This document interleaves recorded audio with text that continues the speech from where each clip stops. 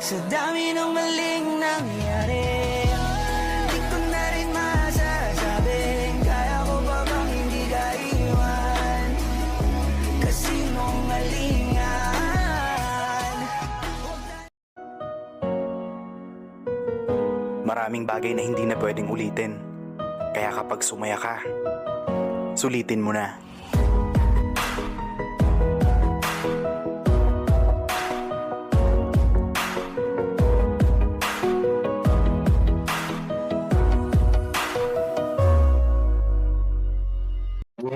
Minsan, mas maganda solohin ang mga pasan na problema. Pumunta sa isang napakalayong lugar ng mag-isa. Sariwang hangin na makakatulong upang makapag-isip ka.